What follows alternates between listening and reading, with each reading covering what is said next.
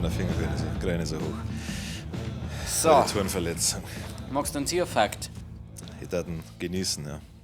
Elefanten hören nicht nur mit den Ohren, sondern auch über ihre Füße und den Rüssel. Sie nehmen Töne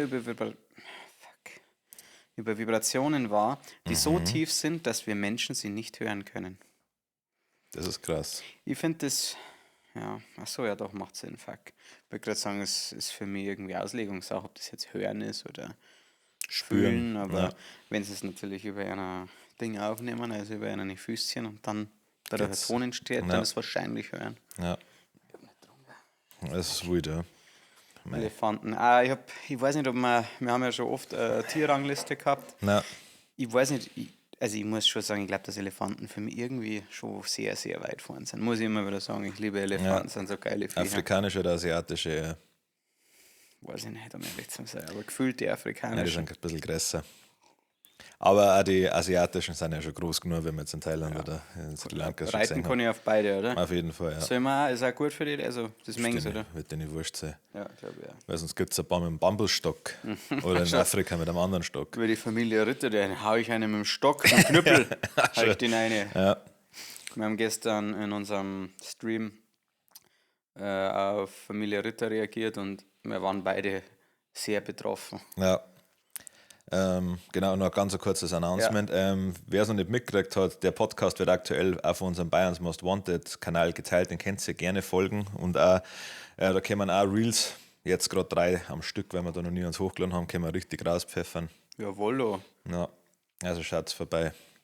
Liken. Und Stream eben alle 2 Wochen, falls euch interessiert. Ja. Sowas. Vielleicht einmal nicht, aber Ja. das Jahr Aber werden vielleicht wir's- einmal ein Special zwischendurch. Vielleicht. kann auch sein. Ja. Ja, aber müssen wir die 7 Tage und einen Monat vollkriegen, weil sonst sind wir nicht im Affiliate-Programm. Und Dann das, machen wir einfach eine Woche durch. ja.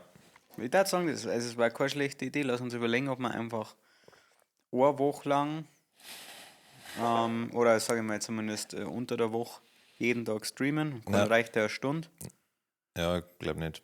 Muss Muss ich ich noch mal drei- schauen, wie lange die Zeit sein muss. Ja. Ich glaube, du musst in der Woche Insgesamt. dann 3 Stunden Ja. am Stück, glaube ich, Ja. online sein. Also was heißt am Stück? Also, Ja. ich glaube in der Woche 3 Stunden online oder sowas. Stresst dir das? Also das Gefühl, Was? wenn du denkst, du wirst die ganze Zeit beobachtet? Überhaupt nicht. Nein, mir auch nicht, mir ist das scheißegal. Ich bin ein richtiger Schaubruder. Ja.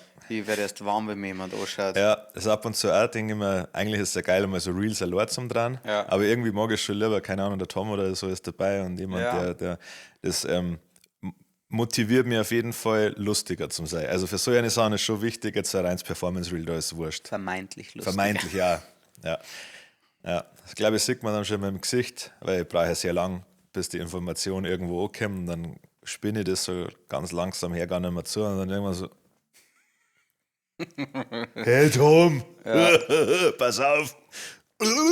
Ja, der Tom ist auch ein dankbarer Gast. Am liebsten da ich einen Crazy K lernen, wenn Ja. man filmt. Ja. Weil der fühlt mich halt, wobei das ist halt schwierig, weil es ist, am Crazy K sein Qualitätsurteil ist halt, wie soll ich sagen, Großartig. absolut. Ja. Aber ich war glaube ich jetzt mit so einem unlustigen, ich war sehr schnell ein richtiger Boomer, nicht nur so ein 50% Boomer, Ja. sondern es darf schon sehr schnell schief gehen, dass ich dann, Ja, wir halten uns ja immer noch ein bisschen im Zaum, weil schon boomerige Aussagen oft mit einem, also jetzt, ich wollte nur sagen, dass zumindest, wir sind ja meistens mindestens zu dritt unterwegs und einem fällt schon auf, dass irgendwie so jetzt gerade boomerig ist. Klar, es wird trotzdem manchmal drüber gelacht, weil es halt Ja, weil dennoch es ein absoluter Mega-Brüller ist. ja klar, ein guter Witz bleibt ein guter Witz. Ja, schon, ja, egal für welche Generations. Aber ich muss sagen, mir fällt es wesentlich leichter, wenn wirklich Leute da sind. Also ich kann besser arbeiten, Ja. wenn man echte Leute zuschauen oder wenn man live ist oder wenn ich weiß, ich kann es nicht nochmal machen. Ja, Und deswegen ist jetzt, wenn mir der Tom jetzt filmen darf, fällt mir das schwerer, als wenn ich jetzt wirklich vor einem Publikum irgendwas mache. ja jetzt, wenn man jetzt sowas nimmt wie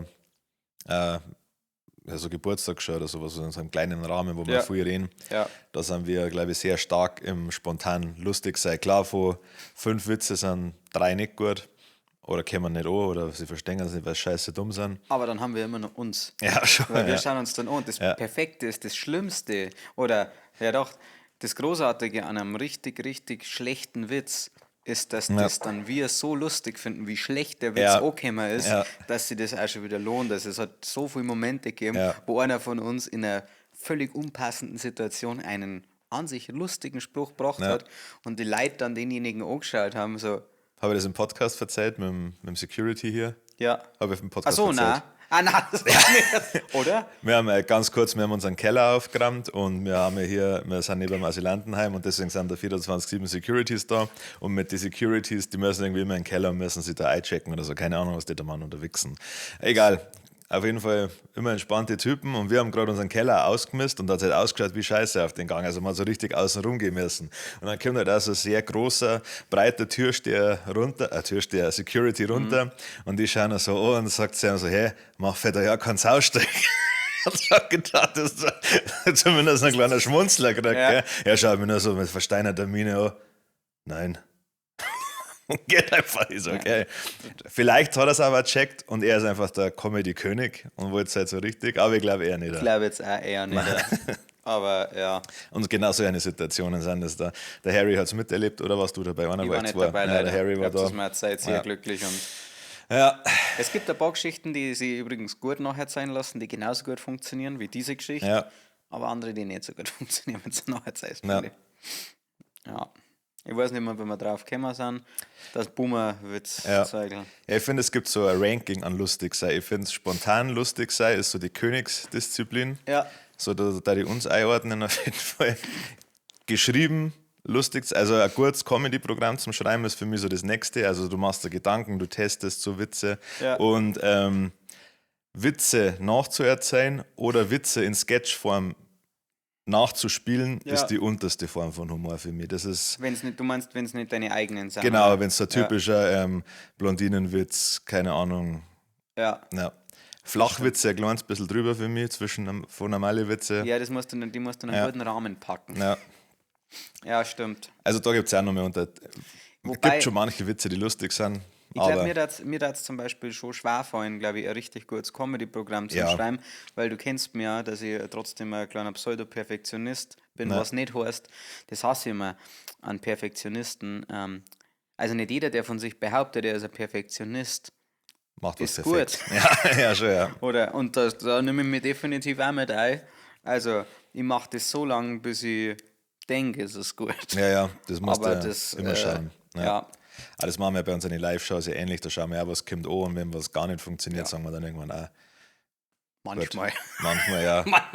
manchmal machen wir das, manchmal ziehen wir einfach durch, weil wir müssen und weil die Leute oft auch ein bisschen brauchen, bis sie es checken. Die werden dann irgendwann 10 Jahre später schweißgebadet auf und denken, Scheiße, jetzt, I got it, jetzt check ich den nach. Das war so lustig.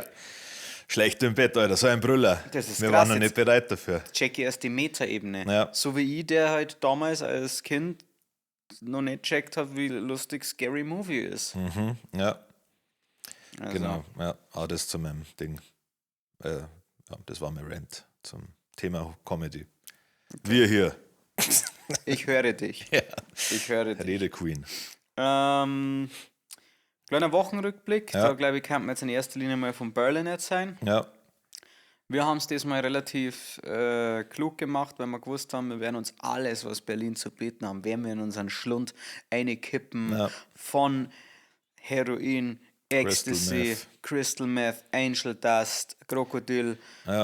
Das neue Fentanyl. Fentanyl, glaube ich. Konnte ich Fentanyl vergessen? Ein bisschen Fent, ja. In Berlin hast du es nicht vergessen. Nein, ganz und gar nicht. Dann haben wir gewusst, wenn wir natürlich bis Simi in der Früh komplett auf Sendung sind, dass wir dann nicht um 9 Uhr mit dem Auto heimfahren können, weil um 9 Uhr sind wir dann gar nicht wir, sondern da haben wir noch solche Pupillen, die größer sind als unsere Köpfe jeweils. Schon, Und deswegen haben wir uns diesmal einen Zug gebucht, also kein Privatzug, ein Zugticket geholt, das trifft's. Da haben auch andere Menschen mitfahren dürfen, zu unserem Leidwesen, aber war eine nette Experience, hat einmal wieder geerdet. Ja, halt einen Zug, aber war, muss man ehrlich sagen, richtig, richtig okay. Ja, voll. Also Zugfahren ist ja viel geiler wie Busfahren schon mal. Ja. obwohl wir massive Verspätung gehabt haben, kommt auch nichts dafür, mehr oder weniger. Ich mag eigentlich am Zug fahren eher, gut, Verspätung ist ein kleiner Punkt oder ein großer Punkt, aber ich mag nicht, was das mit deiner Aura macht. Du kannst nicht cool in einen Zug ein- oder aussteigen, außer halt du bist am eine Gruppe Bahnhof von 15 Leuten, die viel Kästen dabei Ja, haben. das ist schon. Ja, das Aber dann der- gehört jedes Transportmittel dir. Ja, ich finde, wenn du im Zug guckst und du hast einen Anzug an, dann weiß ich, du bist in deinem Beruf nicht wichtig. Ja, nein, es ist Das Fakt. ist Fakt einfach so. Das ist wirklich Fakt. Fakt. Wenn du jemand warst, dann hättest du, und jetzt können wir nicht mit der Umweltkarte, so ich machst das deswegen oder ich möchte nicht im Stau stehen, weil ich schwöre dir, solange wie du im Stau stehst, hat der Zug auch sehr viel mehr Verspätung. Ja. Und deswegen. Das ist reine Maskerade. Die einzigen Menschen, die mit Anzug im Zug hocken, sind Leute, die zu einer Bewerbung gehen. Ja, stimmt, ja. Also alles andere ist einfach nur komplette Verkleidung, komplett lächerlich. Du bist nicht da im Leben, wo du eigentlich sein solltest. Du bist maximal im mittleren Management und da bist du nur da, weil ein Controller noch nicht aufgefallen ist, wie viel Minus du eigentlich machst für die Firma. So ist es, meine Freunde. Das ist unsere Meinung zum Zugfahren. Ja. Bordbistro, das war noch, haben wir nicht genutzt diesmal. Sehr unterschätztes Medium. Ja. Aber wir haben ja gesagt, wir wollen ja ein bisschen produktiv sein, deswegen war es kontraproduktiv gewesen, im Zug nur 2 Bier zum Trinken und 2 Bier trinken macht keinen Sinn. Nein, 0. Dann trinke ich gleich keins. Was der Kid Rap damit sagen will, falls ihr das gerade gar nicht gecheckt habt, wir haben tatsächlich auf dem Hinweg kein einziges Bier getrunken. Ja. War vom Vorteil, dass 6 in der Früh war oder so, oder halb 8 war es, oder? In der Früh. Sowas, ja. Was klar, wenn es jetzt halt auf den Junggesellenabschied oder so fast keine Rolle spielt. Ja, klar, das ist im Gegenteil. Ja, und dann? Direkt zu unserem Producer gecruised. Der Kid Rap hat. Es gibt eigentlich nur eine Eigenschaft, die ich aufrichtig hasse an Kid Rap. Er ist einfach der geschlampertste Mensch bei den kleinsten Kleinigkeiten, den ich irgendwo kenne. Einfach ein richtiger Schludrian, wie wir sagen, wir junge Kids. Es ist unglaublich. Das sind immer Dinge, die keinerlei schlimme Auswirkungen auf irgendwas hat. Das ist bei einem Instagram-Beitrag einfach das falsche Datum. Es sind ein paar Zahlendreher, ein paar fehlende Buchstaben oder teilweise ein halber Satz, wie letztens in der Kommunikation mit einem unserer Geschäftskunden. Da habe ich auch nicht mehr aufgeklärt. Einfach so stehen lassen. Was da steht? Ich habe dir gesagt, ob da noch was gibt, 2 Tage später. Sie haben aber auch nicht nachgefragt. Nein. Dann, und auch bei anderen Sachen. Es war, er hat uns das Uber/Bolt bestellt und in Berlin, wenn du nicht die richtige Hausnummer eingibst, dann kann ich das schon mal ein bisschen Zeit kosten. Das war statt 35, 38. Irgend sowas, ja. 5 Minuten gegangen. Also. Und das hat uns aufgeregt. Wir haben gesagt, wir haben jetzt keinen Bock hier noch weiter mit den Öffis zum Fahren. Da müssen wir nämlich 10 Minuten zu Fuß dann noch gehen. Und da sind wir, 5 Minuten schon locker. Ja, im schnellen Schritt. Ja, aber so scheiße kalt in Ja. Berlin, das war richtig So windig, für das nicht an der Küste ist. Eine richtig unbarmherzige Kälte. Ja. Also nichts, was ich gern mag. Ich meine, bei uns ist es sehr kalt, aber irgendwie anders kalt. Also ist nicht so windig, so nervig, keine Nicht Ahnung. so trist kalt, aber nicht so Nicht so Berlin-kalt. Endzeitstimmung, ja. Sondern hier haben die Leute einen Grund, freudig zu leben. Ja. Aber das war gut, die Anreise hat relativ lang gedauert, wir haben ein bisschen Buchhaltung gemacht im Zug. Und dann hat uns der Tommy Boy auch schon abgeholt. Ja. Und da ging seine kulinarische Reiseführung eigentlich schon los, also relativ am Anfang. Hat uns ja zum Goldies Burger geführt. War es der Goldie? Ich glaube, Goldies hat er geheißen. Ja, sonst Tom, schreibt es in die Kommentare, wenn es falsch ist. Ja. Genau, dann haben wir einen sehr, sehr guten Smashburger gegessen. Und zwar das, was man halt wirklich unter einem scheiß Smashburger versteht. Also das war eigentlich zerfleddertes Fleisch, das einfach nur in Sauce geschwommen ist, mit sehr viel Käse. Ja. Kid Rap und ich haben natürlich uns wieder den Gresten geholt, was für mich tatsächlich untypisch ist. Aber wir haben aufgegessen. Also da hatten wir bei so normalen Patties, da hätte ich mir keinen da bitten nicht mehr. Aber bei Smashburger haben wir gedacht, was soll's. Also Jetzt war mir beim Five Guys, was nimmst du dafür? normal mittlerweile. Ja, mittlerweile, okay. Ja, am Anfang schon, aber bei dem ist er kein richtiger Smashburger, der macht es auch nicht besser. Nein. Muss man jetzt einmal ehrlich sein. Ja, ich glaube, warum ich von dem Burger so begeistert bin, weil er sehr gut geschmeckt hat, ohne viel Schnickschnack. Also, die haben gar nicht versucht, das irgendwie hier schön mit einem Salatblatt einfach ausgeschaut wie Scheiße, sobald du es nicht angehabt hast. Eigentlich hat er ausgeschaut wie so ein Sloppy Joe's. Ja, genau. Also wie so ein Ding, eigentlich wie wenn es da Hackfleischsauce in einen Burger gibst. Ja. Aber war richtig gut, er war wahrscheinlich das ganze Fett und so, aber gesund war der nicht. So. Also ich habe danach ein bisschen Herzrasen auch gehabt. Also das war wirklich, mir ist wirklich körperlich einfach bis da oben gestanden. Aber ich habe Pommes hat keiner von uns aufgegessen, so ehrlich sind wir. Oder du auch nicht? Nein, aber ich ist einmal eher die Eiweißquelle auch für die Beilage, Ja, bei wenn ich mich mir entscheiden muss. Ja, macht Sinn. Ich ist dann beides zu gleichen Teilen nicht auf meistens. Muss ich auch sagen. No. Dann haben wir am Song gearbeitet. Erst sind wir in Späti und haben uns Bier geholt. Ja. Das sind die wichtigen Details, wo die Leute, glaube ich, hier hören wollen. Ja. Sternburg Export im Späti 1 Euro. So Zum irre. Vergleich, Augustiner kostet 2,50. Wir hätten auch zum Edeka gegenüber gehen können, da das Bier, das Augustiner 1,30 gekostet, wie in Bayern auch. Aber haben wir nicht gemacht, weil wir wollten die komplette Berlin-Experience haben und haben uns da eben Bier aus dem Späti geholt. Tom sagt nur so zu uns, wir zieht es wirklich durch mit dem Sterni. Ja. Ja, das haben wir aber dann nicht auf uns sitzen lassen. Am nächsten Tag haben wir uns Augustiner geholt. Ja. Ja, diese Sterni, es ist ja mit jedem Bier so, wenn es das nach dem dritten ist, der Wurscht. Ja. Aber im Sterni ist schon nochmal schwierig. Ich fand aber, also wo wir haben ja erst den Fehler gemacht und haben uns jeden nur 2 mitgenommen, deswegen haben wir relativ schnell wieder los müssen. Du hast, ja, wir waren uns schon einig, seien wir ehrlich, wir waren uns einig, dass 2 jetzt erst einmal reihen, aber die waren halt binnen Sekunden weg. wirklich, die waren so schnell weg. Und dann hast du gemerkt, wie der Tom eigentlich allein an dem Ganzen gearbeitet hat und wir sind hibbelig, weil wir haben jetzt nicht gewusst, weil es gibt ja nichts Schlimmes. Ich glaube, wir hätten vielleicht langsamer getrunken, wenn noch weitere 2 jeweils da gewesen waren. Ja. Oder zumindest, weil wir nicht so nervös waren nach dem zweiten Laber. Aber dann muss ich sagen, hat mich schon nichts mehr gehalten. Es war ja schon klar, dass unser Anteil an diesem Song in dem Moment eher beratend ist. Also wir haben weniger operativ. Ja, genau. Wir haben ja gewusst, wir müssen nichts mehr aufnehmen, einspielen eh nicht. Deswegen haben wir schon gewusst, dass wir uns jetzt schon langsam mal Richtung Bier orientieren müssen. Und was ich eigentlich sagen wollte, ich finde, dass Sterni okay ist, wenn du damit startest und nichts anderes dazwischen trinkst. Dann finde ich, geht's. Ja. Ist es nicht so schlimm wie, keine Ahnung, irisches Bier oder sowas für mich oder Pilz, Jever, sowas. War besser. Aber nachdem man ein Augustiner getrunken hat und dann dieses Bier, schmeckt das, als darf man jemand ungefiltert den Mund scheißen. Das war brutal. Das ist geisteskrank. Das war wirklich brutal. Also ich hab's fast nicht saufen können. Und es war nicht mehr ein gutes Augustiner, muss man jetzt auch sagen. Das war wieder eins mit Stiche, aber ich kann es ja vorstellen, wenn das da auftransportiert Weil wird. das wäre rumgeschaukelt. Und irgend so eine Postkutsche oder was die Arschlöcher da fahren. Und dann steht es erst einmal im Späti. Das sauft ja da um keiner. Nein. Ja, ich weiß ehrlich gesagt gar nicht, es war lustig, weil wir gesagt heute machen wir wirklich richtig ruhig. Ja. Machen wir richtig, richtig ruhig. Schauen wir, dass wir um 1 oder so im Bett sind. Das haben wir geschafft. Fast, ja. Ich muss, echt. Ich glaube, um 2 waren wir im Bett. Also Echt? noch mit Döner essen im Bett noch. Und so. Aber ich muss sagen, der Abend war eigentlich sehr. Wir haben dann noch weiter am Song gearbeitet, aber war jetzt nicht unser erfolgreichster Ding. Langweilige Musik zeigen. Ja. Und dann sind wir direkt losgestartet zur besten Pizzeria, in der ich seit langem war. Das ist der Salami Social Club in der Nähe des Airbnb. Frankfurter Allee. Frankfurter Allee. Oder Frankfurter Straße.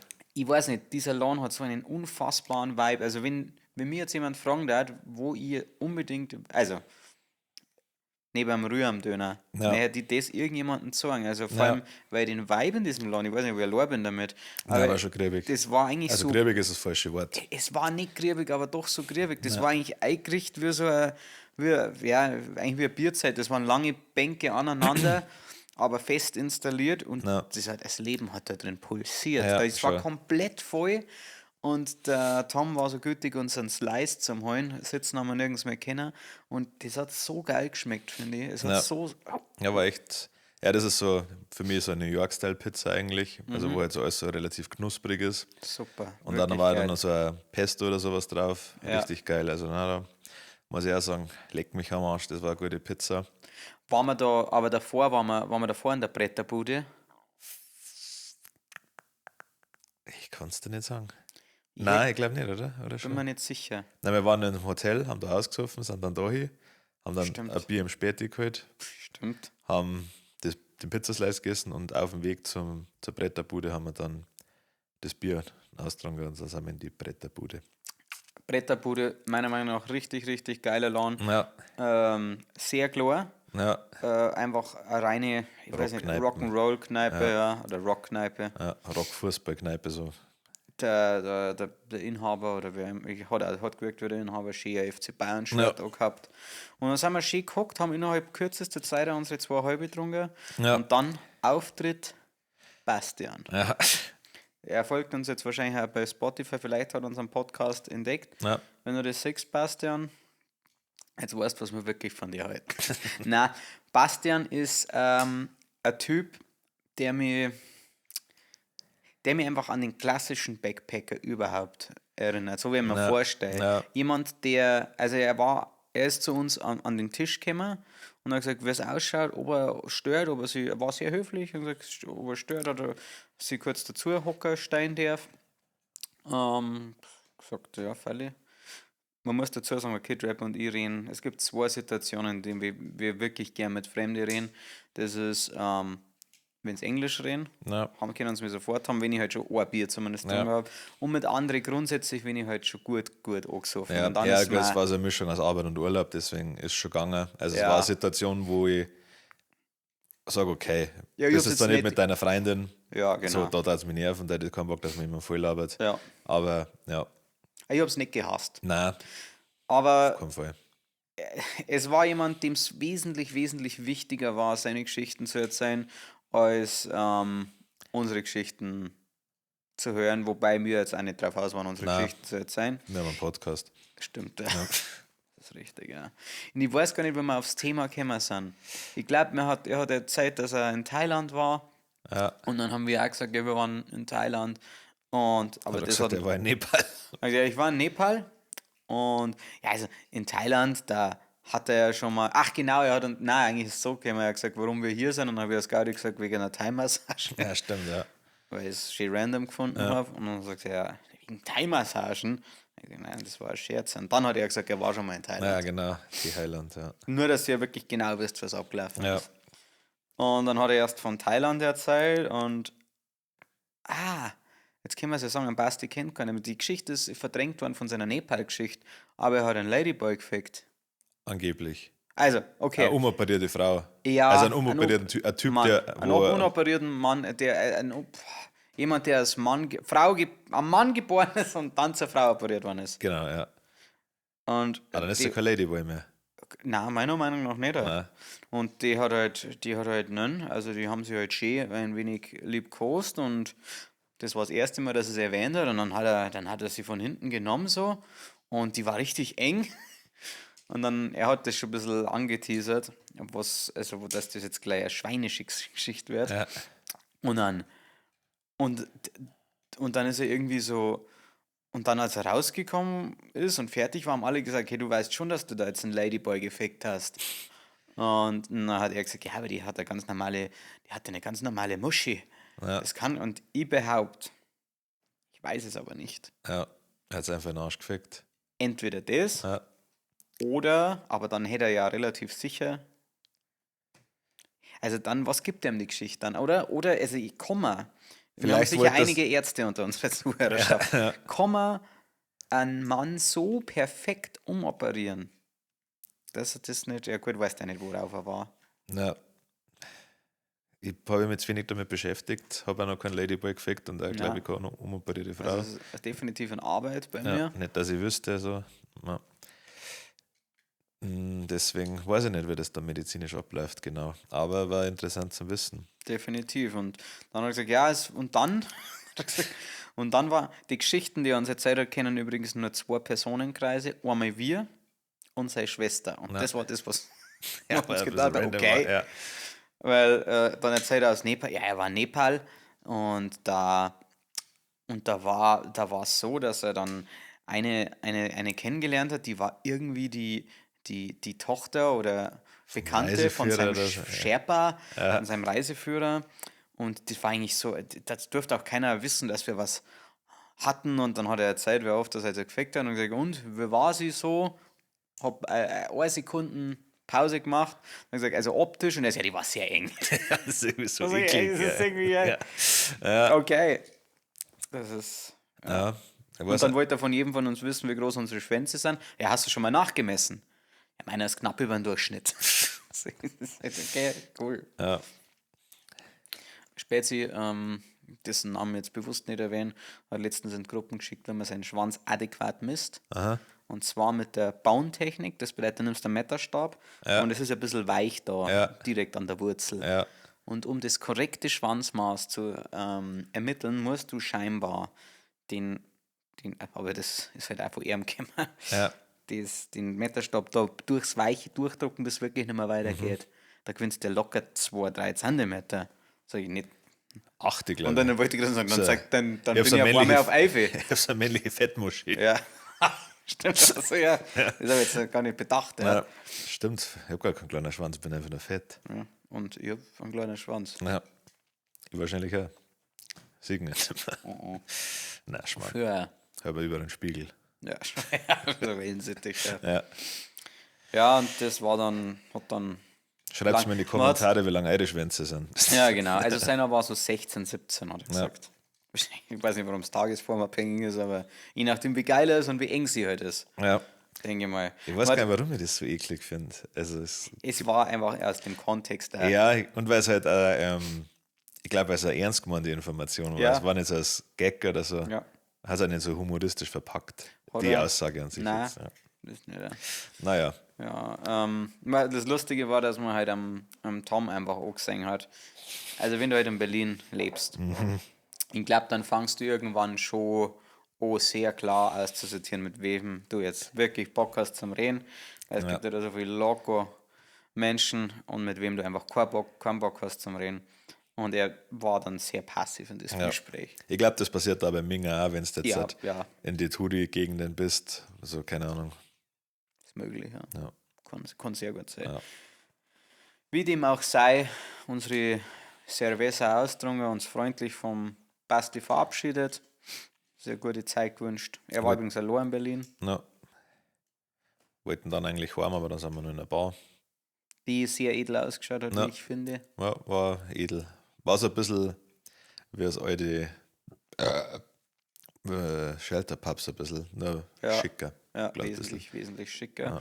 Da haben wir dann auch nur ein Getränk eigentlich getrunken, gell? Und danach haben wir nirgends mehr. Ja, beim Dönerstand. Im Dönerstand, der wollte gerade zumachen, aber wir hatten großes Glück. Und halt natürlich auch ein Kid-Rap-Bonus. Ein Kid-Rap ist auch wie ein Serbe. Ja. Serbe. Und dann hat er uns so das letzte Stückel Fleisch hat uns dann noch drauf gehauen und wir haben aber war geil, gehen wir rein und er so, ja, zum Hirsen oder zum Mitnehmen. So, wir würden gerne Hirsen. Geht leider nicht. Mach ich zu. So, okay, dann zum Mitnehmen. Entschuldigung. Ja. Ich gesagt, ja, passt. Weil ich glaube, wenn wir gewusst hätten, wie weit wir noch von daheim weg sind, hätten wir einfach dann keine Nummer zum Natürlich Mitnehmen. nicht. Ja. Also wir haben zu Fuß schon noch mal eine Viertelstunde, 20 Minuten braucht. Bei minus 46 Grad gefühlt. Das bedeutet, der Döner ist nicht in seiner Bestform im Hotel. Wir haben uns aber definitiv, ich glaube, wir haben uns sowohl ein Weg geholt, alles dann zur Sicherheit fürs Zimmer. Nochmal was vom Späti. Ja, da haben wir richtig Glück gehabt, ja. Der wollte auch gerade zumachen und dann habe ich gefragt, hey, ja, kriegen wir noch schnell was? Ja, und dann hat er nochmal schnell aufgespart oder hat er so mal reingeholt. Habe sogar noch mit Karten zahlen können, das habe ich krass gefunden. Das ist irre. Die sind so irre, die Leute. Ja. Also. Ja, dann hat er nochmal ein anderes Wasser genommen und ich weiß nicht warum, weil es war dann ein türkisches Wasser, das wir gesoffen haben. Ich weiß nicht, ob das gut oder schlecht war. Das hat gut geschmeckt. Ja. Er hat gesagt, es ist besser, gell? Oder? Ja, gut, das andere war von Nestle, vielleicht deswegen, vielleicht habe ich so hippie-mäßig ausgeschaut. Glaube ich nicht. Glaube ich nicht. Naja, genau. Und dann haben wir noch auf Wiederliste. Hast du nicht ein Video gemacht davon, wenn wir uns einen Döner essen? Nur so halber. Also nicht beim Essen hat man uns nicht so richtig gesehen. Okay. Aber wir müssen in die Storys nochmal schauen. Ich weiß noch, wie ich in der Früh aufgewacht bin und relativ nah auf deiner Seite gelegen bin und dann so einfach so 5, 6 Salatblätter gelegen sind. Die wären schon braun geworden. Ja, unverhältnismäßig trocken schon waren. Die sind halt die ganze Zeit drauf gelegen. Ja, wahrscheinlich, ja. Also, ich wollte es ausbrüten. Der Döner war auf jeden Fall nicht mehr dann so. Also er war noch wichtig, aber er war jetzt nicht. Nein, wir haben uns noch irgendeine Müllsendung angeschaut, oder? Ich habe auch gerade vorher überlegt, was das war. Fuck. Ach ja, irgend so ein Harz, nicht Harz, aber herzlich, aber genau, von so Obdachlose in, weiß ich nicht mehr wo. Ja. Deutsche, oder? Waren Deutsche, aber voll. Und dann Kid Rap ist einfach wieder eingepennt. Ja. Also in Ordnung. Ich war auch sehr, sehr müde an dem Tag. Kommt später noch warum. Ja. Und dann haben wir am nächsten Tag so unser Resümee gezogen, weil wir gesagt haben, heute wirklich richtig langsam. Und es waren 9,5 und ein Cocktail. Und ein Cocktail. Ja. Müssen wir mal auf die Uhr schauen, wie spät das ist. Oh ja. Das mal 49. Fuck off. Ja. Ja, da müssen wir halt ein bisschen schneller machen. Ich glaube, 20 noch haben wir angefangen, oder? Ja. Nein, wir reden da noch nicht 29 Minuten. Um 17 noch haben wir das haben wir angefangen. Ja. Echt? Ja. War ich da oder haben wir angefangen? Ja, da haben wir angefangen. Krass. Ja, dann erzählen wir noch vom nächsten Tag. Ja. Aufgewacht, super gegangen. Logischerweise waren wir nichts getrunken. Nein, haben wir langsam gemacht. Und der Tom ist auch jemand, der eher so ein Slow Starter ist. Das bedeutet, wir haben uns erst um 11 Uhr, glaube ich, getroffen, oder? Ja. Haben noch lecker in der Bäckerei 2000 haben wir noch was Feines mitgenommen. Da sind wir sehr gut beraten worden von der türkischen Mitarbeiterin oder Inhaberin, ich weiß es nicht. Haben wir so eine Art, ich glaube, wie heißt es? Scheiße. Das war so Blätterteig. Börek oder so hat es gegessen. Sowas. Und dann richtig guten Käsekuchen gegessen. Also wenn ihr da seid, Bäckerei 2000, wollt ihr euch einen Käsekuchen. Haben wir da ein bisschen wieder an Song gearbeitet. Ja, vorher noch Bier geholt im Supermarkt. Bier.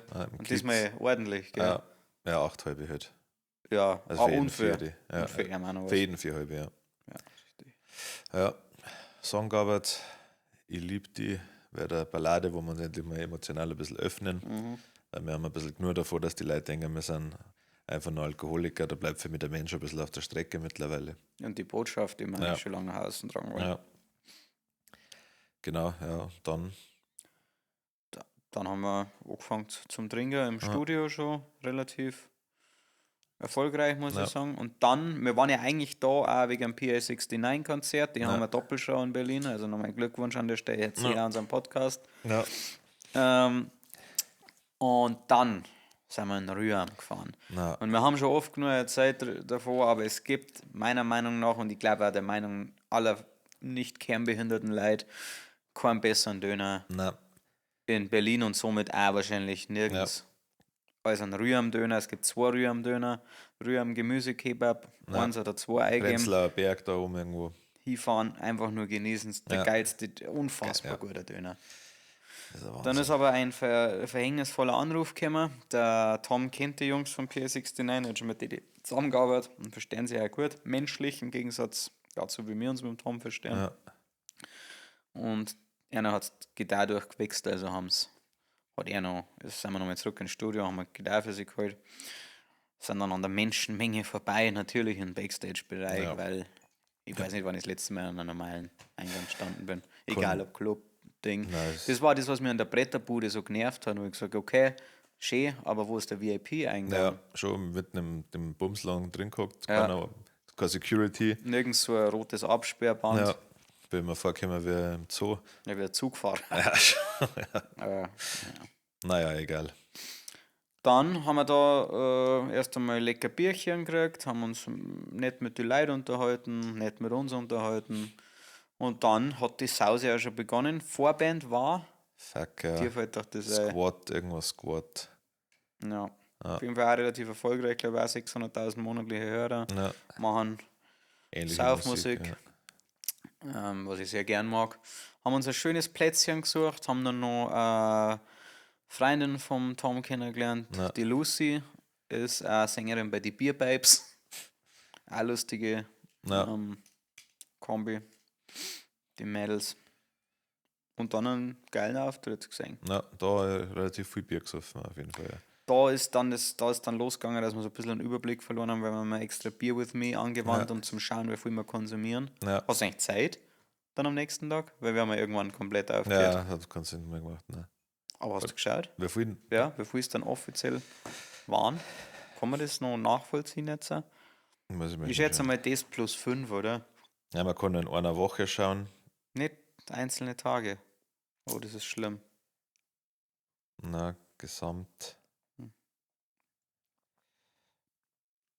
Ja, deswegen ist ja, glaube ich, relativ verschmarrn, weil ich habe hier nur insgesamt 17 halbe drin. Es waren ja dann beide Tage, ein Cocktail und ein Schnaps. Aber die haben ja so wenig getrackt, das waren ja nur 80 gewesen und das ist ja unmöglich. Wenn man einer... Ja, doch, kann schon sein, auf jeden Fall. Ja, bei dir vielleicht. Wie meinst du? Du hast ja dann auch Cocktails gesoffen. Ja, den habe ich auch nicht getrackt. Also beim Konzert, glaube ich, haben wir nur das Bier im Backstage getrackt und dann nichts mehr. Ja. Ja, ich sage dann, Ja. nein, weil du sagst, kann schon sein. Ich meine, ich habe gesagt, man hätte mir ja nur 8 halbe gesoffen. Ja. Was kann dann schon sein? Ich weiß nicht. Du machst mir Angst. Entschuldigung, ich wollte deinen Gedankengang verstehen. Ja, ich habe nicht gedacht, ich habe einfach nur geredet. Okay. Kenn ich. Ja, wo sind wir dann als nächstes hier? Zu den Geburtstag? Ja, da waren wir auf dem Geburtstag von einer Freundin vom Tom, von irgendeiner, die wo bei Warner arbeitet. War ja lustig, da haben wir dann ein Trinkspiel angefangen zum Spielen. Wie heißt Cheers to the Governor. Cheers to the Governor. Ja. Ganz einfache Regeln. Man zählt im Kreis bis 21 durch. So einfach nicht. Und der 21. sagt dann Cheers to the Governor und darf eine neue Regel erfinden oder festlegen zwischen 1 und 20. Also zum Beispiel, ab bei der 3 muss man auf den Tisch klopfen, statt 3 zu sagen. Und dann geht's los, wieder 1, 2 und dann muss man eigentlich klopfen. Der nächste sagt 4. Und so geht das immer weiter und es gibt halt immer mehr Regeln. Ja. Und lang nicht mehr. Ich erinnere mich ehrlich gesagt gar nicht mehr daran, wann das letzte Mal mein Ego einen derart heftigen Knacks gekriegt hat, wie an diesem Tag. Ich bin ja grundsätzlich jemand, der ungern schlecht in was ist. Ich habe das große Glück, dass ich in die meisten Dinge relativ okay bin. Ja. Und vor allem bei so einem Spiel, wo es ja dann auch noch um Denkleistung geht, was dir, also wenn du schlecht, es gibt so ein paar Dinge, wenn du schlecht drin bist, denken ja andere, du bist brunstdumm. Ja. Und an diesem Tag hat mein Kopf nicht mehr funktioniert und das hat mich mit jeder Runde wütender gemacht. Das war unglaublich. Vor allem, was halt so lustig war, dass du oft einfach nur dasselbe machen wirst, weil du bist ja immer wieder raus, dann war es wieder eins. Das habe ich sogar gecheckt. Ja. Du hast, und der Kidrap ist ja so süß dann, weil er dann sagt, ich muss immer noch dasselbe machen. Und ich habe das alles gehört, aber mein Kopf hat es nicht mehr verarbeiten können. Der hat es einfach nicht, das ist so einfach, das Spiel. Das ist wirklich richtig einfach. Es geht ja nur bis 21, oder? Ja. Oder es 21, geht nur bis 21. Jetzt hast du 6 Regeln, die du dir merken musst. Das ist wirklich so einfach. Ja. Und ich habe in dem Moment, ich habe teilweise vergessen, was die nächste Zahl war. Ja, das war und beeindruckend. ich war eigentlich, also ich habe ja mein Alkoholkonsum grundsätzlich sehr, sehr gut im Griff. Das bedeutet, ich kann mich sehr gut einschätzen, bevor ich saufen kann. Und dann ist die Gastgeberin, das Geburtstagskind dazwischen an den Tisch gekommen. Die anderen haben mir ja die Regeln erklärt und ich nur so, wow. Jetzt haben sie ja die Regeln erklärt, wir spielen ich wieder so. Ich habe immer Panik gehabt, wenn ich dran war. Ich bin wirklich komplett in den Panikmodus verfallen. Und es hat wieder bei 1 angefangen, die so 2. Und dann alle, hat's geschafft. Das war wirklich, wirklich, wirklich demütig. Und diese scheiß Gastgeberin, dieses Geburtstagskind, dann ist 1 Sekunden da, hat jede Drecksregel sofort im hier Kerze, scheiß Drecks hochheben. Ich habe mich wirklich gefühlt wie ein Typ mit 4 IQ-Punkte. Vor allem, ich bin so gut in seine Spiele. Spielt's mal mit mir, ich packe meinen Koffer. Normalerweise. So haben wir mit dem Taxifahrer dann gespielt. Was da nicht gut. Ich weiß nicht. Ich weiß es. Ja. Ich weiß es. Vor allem. Der arme Mehmet. Das war wirklich richtig schlimm. Ich habe ja auch gar nicht mehr gewusst. Jetzt, was du sagst, weiß ich wieder. Und jetzt zu meiner großen Erleichterung. Macht es nicht recht viel besser, aber so ein kleines bisschen besser. Weil es jetzt schon der zweite Vorfall, dass der Q-Rap und ich gleich viel dringen, aber ich halt viel mehr raus war. Ja. Und das ist sonst ja nie so. Nie. Dann habe ich gedacht, fuck. Hast du dein Mojo verloren? Ist es vorbei? Ist es der eine Tag, du wachst auf und es ist alles vorbei? Ja. Und dann habe ich recherchiert und gesagt, okay, was ist anders? Und dann habe ich festgestellt, dass ich seit 3 Wochen lungenbedingt so ein Spray nehmen muss für 2 Monate. Und hab die Maschine damit gefüttert, mit dem ganzen Scheiß, den ich zur Zeit einnehmen muss. Und dieses Spray macht mich dumm. Nicht der Alkohol. Nein. Dieses Spray. Sagt ChatGPT und Gemini dann, sagt zu mir, ich muss meinen Alkoholkonsum, um die gleiche Wirkung zu erzielen, um 30-40% zurückschrauben. Die ersten Wochen, dann gewohnt sich der Körper dran und nimmst es seit 2-3 Wochen. Ja. Das bedeutet, wenn ich sonst 10 saufen muss, kann ich nur noch 6 saufen. Und das ist ja keine Option. Nein. Aber das hat mich wahnsinnig runtergezogen. Wir haben auch die anderen Leute, die mit mir spielen haben. Es war wirklich unglaublich. Das hat nach wie vor wirklich, Er ist ja dann auch kontraproduktiv beim Saufspiel, weil da musst du mehr saufen die ganze Zeit. Ja, du wirst immer dümmer, aber... Das war schon, wie gesagt, es war einfach nur für mich... Ja. So müssen sie andere Leute normalerweise einfach fühlen, die von Grund auf scheiße in Dinge sind. Aber gut, ja. Ja, dann waren wir noch in irgendeinem Club, aber das haben wir auch geguckt. Und dann haben wir auch gespielt. Vor allem haben wir dann gesagt, jetzt fangen wir nochmal neu an, weil ich gesagt, ich muss nochmal von neu starten, dann komme ich mit neu. haben wir das schnell aufgehört. Noch schlimmer, ja, damals. Dann ist wir so lang gegangen. Ja, und dann irgendwann um 6 im Bett gewesen oder halb 5. Irgendwas zwischen 5 und 6, keine Ahnung. Ja, ich kann sogar nachschauen, weil da haben wir eine Story gemacht. Und am nächsten Tag Schiffer gehabt heim. Ja. Ja, das ist ja das Strange. Da war ich gar nicht verkadert, eigenartigerweise. 5:16 waren wir im Hotel. Auch nicht so gut schlafen können. Ja. War um 9 Uhr unterwegs, ein bisschen rumgegangen. Ja. Okay, die um 10 Uhr aufgeweckt. Ja. Dann schien in den Zug heim. Alles cool. Ja. Das war Berlin. Ja. Wie spät ist? 18 Uhr. 18 Uhr. Ja, dann. Stunden oder? Ja, machen wir halt einfach die 5 Fragen noch, oder? Und dann passt. Das Thema der Woche war gewesen, Influencer als Hauptberuf. Okay. Ja, was sind das für Fragen? Was haltet ihr? Ja, Mann, wir brauchen jetzt nicht mehr. Okay. Aber wir kannten nur die Los Brutales Favorites dazwischen schirmen. Ja. Das sind One-Hit-Wonder. Okay. Was sind deine One-Hit-Wonder? Machen wir 3, oder? Ja. Mambo Number 5. Mhm. Geh direkt mit. Sind die no One-Hit-Wonder? I Love College mag ich gern. Das ist ein One-Hit-Wonder. Finde ich schon. Jetzt hat man nicht mehr viel gehört von dem Typ, oder? Von Asher Roth. Weiß ich nicht. Also zumindest in Deutschland nicht, glaube ich. Muss ich gerade überlegen. One-Hit-Wonder. Das war sonst nur One-Hit-Wonder, das ein klassisches. Jeder, der bei DSDS mitgemacht hat. I Still Burn von Tobias Regner. War ja ziemlich starke Nummer. Das ist der Anruf, oder? Ja. Das ist mein Lieblings-One-Hit-Wonder. Ja, fällt mir sonst, das kann sein. Weiß nicht, was One-Hit-Wonder. Von das Bruttosozialprodukt von Geier Sturzflug, starker Song. Ja, Geier Sturzflug auch One-Hit-Wonder. Also gehe stark davor Okay. aus. Ja. Sehr stark sogar. Ich mag aber ich weiß nicht, ob das so ein brutaler Hit war damals, aber The Catch mit 25 Years, großartiger Song. Und Last Christmas, leck mich am Arsch. Ja, stimmt, ja. Haben die auch nichts mehr gebracht. Wow. Ich glaub, dass das Last Christmas so groß war, dass die Sachen danach natürlich auch noch ein bisschen gegangen sind. Aber nicht so wie Last Christmas. Und Wackelkontakt. Ne? Ja. Das muss ich noch erwähnen. Was war das Schlimmste, das du jemals in der Schule angestellt hast?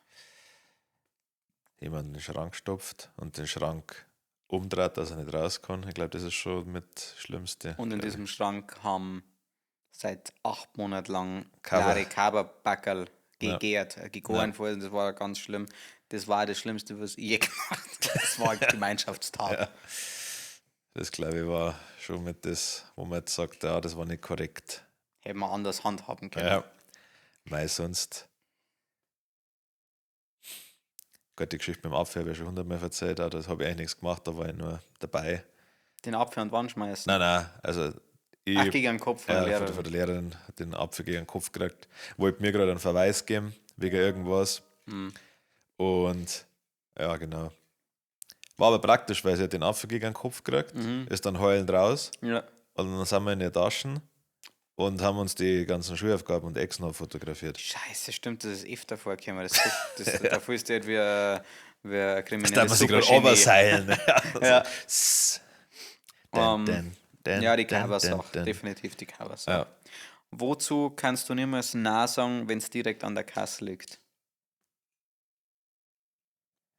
Also ich bin ein sehr willensstarker Mensch, deswegen sage ich, kann ich eigentlich zu allem Nein sagen, aber was ich am öftersten an der Kasse kaufe, sind Kaugummis. Ja, Kaugummis, ja, war jetzt auch das. Und irgendwann kaufe ich den Bauerndank-Schnaps. Ja, Chantre, oder wie das heißt. Ja, stimmt. Ja. Der lacht mir schon oft da, ja.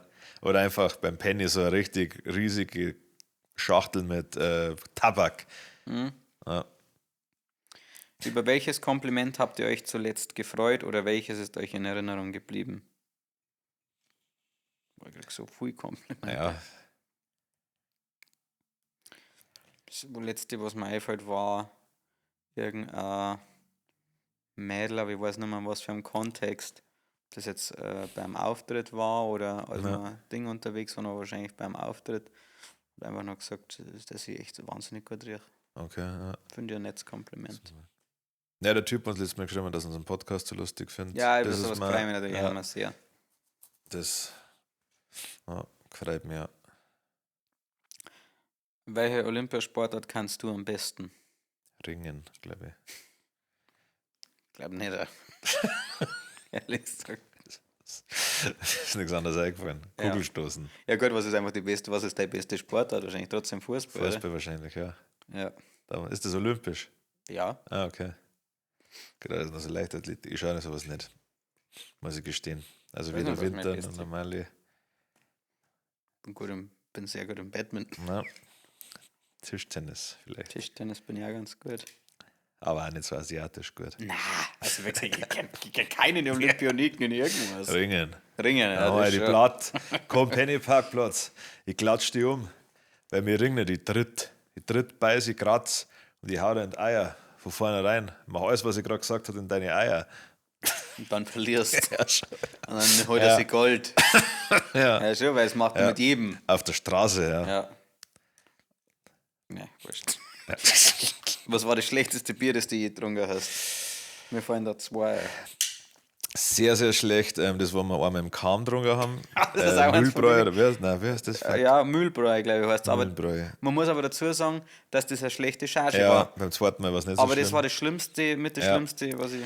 Und ich habe mir mit sehr großen Erwartungen damals, als ich noch kein Bierkenner war, ein Duff-Bier gekauft, weil ich ja der riesen Simpsons-Fan war. Und das hat einfach geschmeckt wie Blech.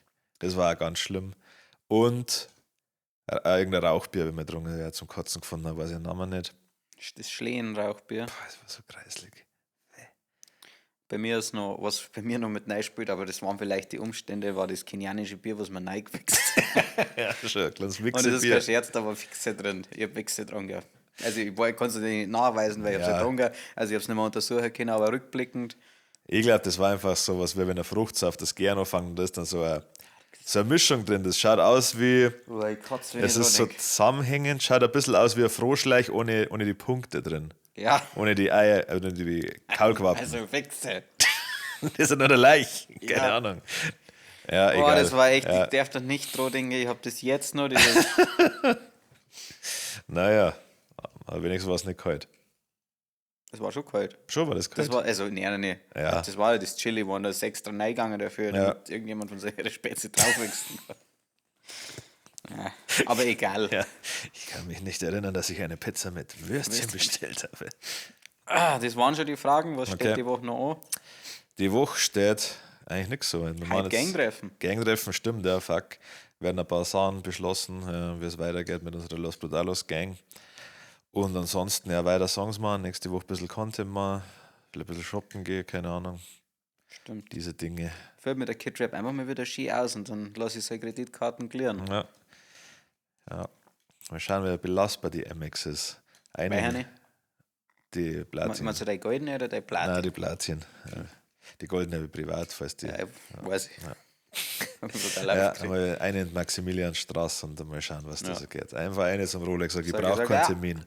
Ich habe, du Hurensohn, und jetzt pass auf, ich habe 12.000 Follower bei meinem Podcast auf Instagram. Also Zeit ist eigentlich für 24. Ja. Außerdem bin ich stark übergewichtig und jetzt gehe ich auf Zeiten. Ich will mir die Uhr noch schauen und keine kaufen. Ja, zwar schauen wir, aber ich lasse mich sehr lange beraten. Ja, schon. Sag ich, sage ich, gib mir die Artikel nochmal, ich will nochmal bei Amazon vergleichen. Ja. Und um 6 Euro rauszuschlagen. Ja, schon. Ja, so nämlich. Dann würde ich sagen, hat die letzten Worte, oder willst du irgendwas? Nein, super. Die letzten Worte wie immer der wunderbare Harry. Danke.